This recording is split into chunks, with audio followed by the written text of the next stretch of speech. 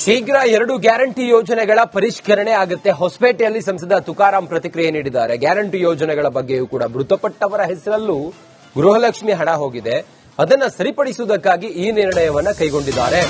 ಅರ್ಹ ಫಲಾನುಭವಿಗಳಿಗೆ ಯೋಜನೆ ಲಾಭ ತಲುಪಬೇಕು. ಈ ಬಗ್ಗೆ ಸಿಎಂ ಡಿಕೆಶಿ ಯೋಚಿಸಿ ತೀರ್ಮಾನವನ್ನು ತೆಗೆದುಕೊಂಡಿದ್ದಾರೆ. ಆದರೆ ಯಾವುದೇ ಗ್ಯಾರಂಟಿ ಸ್ಕೀಮ್ಗಳು ನಿಲ್ಲಲ್ಲ ಅಂತೇಳಿ ಸಂಸದ ತುಕಾರಾಂ ಅವರು ಹೇಳಿದ್ದಾರೆ.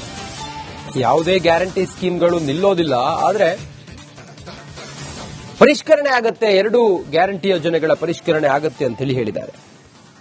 57 ಮೊನ್ನೆ ಡೆತ್ ಆದವರಿಗೆಲ್ಲ ಎಲ್ಲರಿಗೂ ಸುಮಾರಾಗಿ 1,57,60,000 ಜನ ಇವತ್ತು ಡೆತ್ ಆದ್ರೂ ಕೂಡ ಅದನ್ನೆಲ್ಲ ತಗೊಂಡಿದ್ದಾರೆ. ಇದು ಯಾವುದೇ ಜನರ ದುಡ್ಡು, ಇದು ತೆರಿಗೆ ಕಟ್ಟಿರೋ ದುಡ್ಡು, ಅದು ಪ್ರಾಮಾಣಿಕವಾಗಿ ನೀಡಿ ಬೇಸ್ ಮೇಲೆ ಹೋಗ್ಬೇಕದೆಲ್ಲ. ಅಂದ್ರೆ ಯಾರಿಗೆ ಅದ ಅರ್ಹರಿದ್ದಾರೆ, ಯಾರಾದ್ರೂ ಫಲಾನುಭವಿಗಳಿದ್ರೆ ಹೋಗ್ಬೇಕನ್ನೋದು ಒಂದು ಉದ್ದೇಶ. ಇದು ಮಾನ್ಯ ಮುಖ್ಯಮಂತ್ರಿಗಳು ಇವತ್ತು ಡಿ.ಕೆ. ಶಿವಕುಮಾರ್ ಸಾಹೇಬರು ಇದು ತಗೊಂಡಿರ್ತಕ್ಕಂಥದ್ದು ನಾನು ಒಳ್ಳೆ ನಿರ್ಧಾರ ಅಂತಾನೆ ಹೇಳ್ತೀನಿ. ಒಂದು ಕ್ಲಾರಿಟಿ ಬರ್ಬೇಕಲ್ಲ. ನಾನು ಯಾವಾಗ್ಲೂ ರಿಪೀಟ್ ಮಾಡ್ತಾ ಇರ್ತೀನಿ, ಇವತ್ತೇನಾದ್ರೂ ಜವಾಹರ್ಲಾಲ್ ಅವರನ್ನ ಹಿಡ್ಕೊಂಡು ಮನಮೋಹನ್ ಸಿಂಗ್ ಅವ್ರ ಮಠ ನಿಮ್ಮ ಮುಂದೆ ಧೈರ್ಯವಾಗಿ ಹೇಳ್ತಾ ಇದೀನಿ, ಯಾವ್ದಾದ್ರೂ ಒಂದು ನುಡಿದಂತೆ ನಾವು ನಡ್ಕೊಂಡಿಲ್ಲ ಅಂತ ಒಂದ್ ಹೇಳ್ರಿ ನೋಡೋಣ ಕೂಡ. ಇವತ್ತು ಏನ್ ಪ್ರಣಾಳಿಕೆನಲ್ಲಿ ಹೇಳಿದೀವಿ ಅದನ್ನ ನಾವು ಬಜೆಟ್ ನಲ್ಲಿ ತಂದಿದೀವಿ. ಯಾವಾಗ ನಮ್ಗೆ ಅಧಿಕಾರ ಬಂದಿದೆ ಅದನ್ನ ಇಂಪ್ಲಿಮೆಂಟ್ ಮಾಡಿದೀವಿ. ಇವತ್ತು ತಾವು ನೋಡ್ತಾ ಇರ್ಬೋದು, ಜವಾಹರ್ಲಾಲ್ ನೆಹರು 20 ಅಂಶಗಳ ಕಾರ್ಯಕ್ರಮದಲ್ಲಿ ಇಂದಿರಾ ಗಾಂಧಿ ಅವ್ರದ್ದು ಎಲ್ಲ ಮಾಡಿರ್ತಕ್ಕ ಮನಮೋಹನ್ ಸಿಂಗ್ ಅವ್ರ ಮಠ ನಾವು ನಡ್ಕೊಂಡಿದೀವಿ. ಇದು ಕೂಡ ಅಷ್ಟೇನೆ. ರಾಜ್ಯದಲ್ಲಿ ನಮ್ಮ ಮುಖ್ಯಮಂತ್ರಿಗಳು ಯಾವಾಗ ಸಿದ್ದರಾಮಯ್ಯ ಸಾಹೇಬರು 2013ರಿಂದ 18 ಮಠ 165% ಯಥಾವತ್ತಾಗಿ ಕೊಟ್ಟಿದೀವಿ. ಇದನ್ನು ಕೂಡ ಕೊಡ್ತೀವಿ, ಯಾವುದೇ ಅನುಮಾನ ಬೇಡ ಅಂತ ನಿಮ್ಮ ಮೂಲಕ ನಾನು ಕರ್ನಾಟಕ ಜನತೆಯಲ್ಲಿ ಹೇಳಲಿಕ್ಕೆ ಇಷ್ಟಪಡ್ತಾ ಇದ್ದೀನಿ. ಜಮೀರ್ ಅಹಮದ್ಗೆ ಮಂತ್ರಿಗಿರಿಗೆ ಆಗ್ರಹಿಸಿ ವಿಧಾನಸೌಧ ಚಲೋ. ಇಂದು ವಿಧಾನಸೌಧ ಚಲೋಗೆ ಕರೆ ಕೊಟ್ಟ ಇಮ್ರಾನ್ ಪಾಷಾ. ಮಾಜಿ ಕಾರ್ಪೊರೇಟರ್ ಇಮ್ರಾನ್ ಪಾಷಾ ಅವರ ನೇತೃತ್ವದಲ್ಲಿ ರ್ಯಾಲಿ. ಡಿಸಿಎಂ ಹಾಗೂ ಸಚಿವ ಸ್ಥಾನಕ್ಕೆ ಆಗ್ರಹಿಸಿ ವಿಧಾನಸೌಧ ಚಲೋ. ಪಾದರಾಯನಪುರದಿಂದ ವಿಧಾನಸೌಧದವರೆಗೂ ಕೂಡ ವಿಧಾನಸೌಧ ಚಲೋ. ಮಂತ್ರಿ ಮಾಡಬೇಕು ಜಮೀರ್ ಅಹಮದ್ ಖಾನ್ ಅವರನ್ನ ಅನ್ನೋದು ಮಾಜಿ ಕಾರ್ಪೊರೇಟರ್ ಇಮ್ರಾನ್ ಪಾಷಾ ನೇತೃತ್ವದಲ್ಲಿ ವಿಧಾನಸೌಧ ಚಲೋ ಹಮ್ಮಿಕೊಂಡಿದ್ದಾರೆ. ಡಿಸಿಎಂ ಹಾಗೂ ಸಚಿವ ಸ್ಥಾನಕ್ಕೆ ಆಗ್ರಹಿಸಿ ವಿಧಾನಸೌಧ ಚಲೋ ಮಾಡೋದಕ್ಕೆ ಈಗ ಹಮ್ಮಿಕೊಂಡಿದ್ದಾರೆ. ಪಾದರಾಯನಪುರದಿಂದ ವಿಧಾನಸೌಧದವರೆಗೂ ಕೂಡ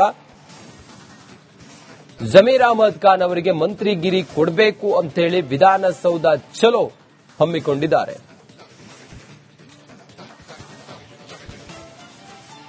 ಇವತ್ತು ವಿಧಾನಸೌಧ ಚಲೋ ರ್ಯಾಲಿಯನ್ನ ಮಾಡ್ತಾರೆ. ಜಮೀರ್ ಅಹಮದ್ ಖಾನ್ ಅವರಿಗೆ ಮಂತ್ರಿಗಿರಿ ಅಥವಾ ಡಿಸಿಎಂ ಸ್ಥಾನವನ್ನು ಕೊಡಬೇಕು ಅನ್ನೋದು ಇವರೆಲ್ಲರ ಒತ್ತಾಯವಾಗಿದೆ. ಈ ಕಾರಣದಿಂದಲೇ ವಿಧಾನಸೌಧದವರೆಗೂ ಕೂಡ ಪ್ರತಿಭಟನಾ ರ್ಯಾಲಿ, ಅದು ವಿಧಾನಸೌಧ ಚಲೋ ಅಂತೇಳಿ ರ್ಯಾಲಿಯನ್ನ ಮಾಡೋದಕ್ಕೆ ಈಗ ಹೊರಟಿದ್ದಾರೆ. ಆದರೆ ಪೊಲೀಸರು ಅದಕ್ಕೆಲ್ಲ ಅವಕಾಶ ಕೊಡ್ತಾರಾ ಅನ್ನೋದೇ ಈಗಿರುವಂತಹ ಪ್ರಶ್ನೆ. ವಿಧಾನಸೌಧ ಚಲೋ ರ್ಯಾಲಿಯನ್ನ ಹಮ್ಮಿಕೊಂಡಿದ್ದಾರೆ. ಜಮೀರ್ ಅಹಮದ್ ಖಾನ್ ಅವರ ಬೆಂಬಲಿಗರು ಮಾಜಿ ಕಾರ್ಪೊರೇಟರ್ ಇಮ್ರಾನ್ ಪಾಷಾ ಅವರ ನೇತೃತ್ವದಲ್ಲಿ ಇವತ್ತು ವಿಧಾನಸೌಧ ಚಲೋ. ಹೆಚ್ಚಿನ ಮಾಹಿತಿಯೊಂದಿಗೆ ನಮ್ಮ ಪ್ರತಿನಿಧಿ ಅಭಿಷೇಕ್ ನೇರ ಸಂಪರ್ಕದಲ್ಲಿದ್ದಾರೆ. ಅಭಿಷೇಕ್, ವಿಧಾನಸೌಧ ಚಲೋ ಎಷ್ಟೊತ್ತಿಗೆ ಆರಂಭ ಆಗುತ್ತೆ? ಎಷ್ಟು ಜನ ಈ ಚಲೋದಲ್ಲಿ ನಡೆದುಕೊಂಡು ಬರಬಹುದು? ಸದ್ಯಕ್ಕೆ ಇದು ಯಾವ ಸಂದೇಶ ಕೊಡೋದಕ್ಕೆ ನಡೀತಾ ಇರುವಂತಹ ಈ ಪ್ರತಿಭಟನಾ ರ್ಯಾಲಿ? ಅಭಿಷೇಕ್,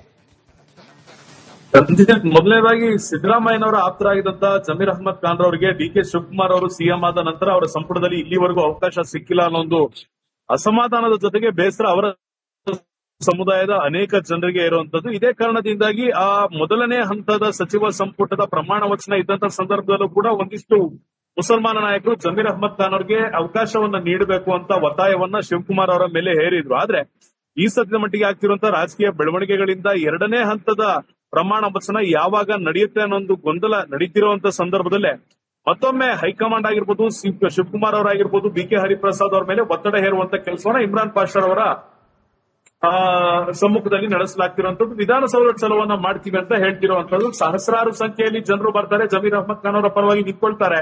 ಇದು ಕೇವಲ ವಿಧಾನಸೌಧ ಚಲೋಗೆ ಮಾತ್ರ ಸೀಮಿತ ಆಗೋದಿಲ್ಲ, ಬದಲಾಗಿ ಅವರಿಗೆ ಸಚಿವ ಸ್ಥಾನವನ್ನ ನೀಡುವವರೆಗೂ ಈ ಒಂದು ಹೋರಾಟವನ್ನ ಮುಂದುವರಿಸ್ತಾ ಇರುವಂತ ಒಂದು ಹೈಕಮಾಂಡ್ ಆಗಿರ್ಬೋದು, ಪಕ್ಷದ ಅಧ್ಯಕ್ಷರಿಗೆ, ಸಿಎಂ ಅವರಿಗೆ ಪರೋಕ್ಷವಾಗಿ ತಿಳಿಸುವಂತ ಒಂದು ಯತ್ನ ಆಗಿರ್ಬೋದು.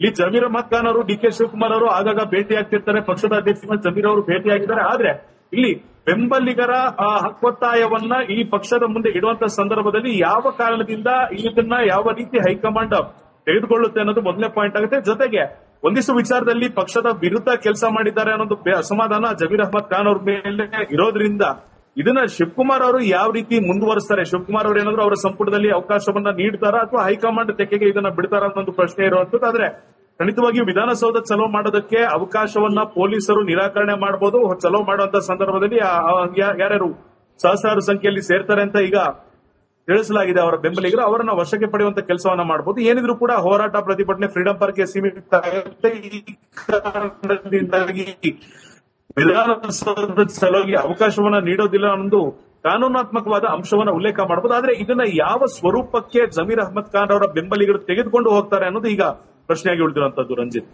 ಓಕೆ, ಥ್ಯಾಂಕ್ ಯು ಅಭಿಷೇಕ್, ನಿಮ್ಮೆಲ್ಲ ಮಾಹಿತಿಗಾಗಿ.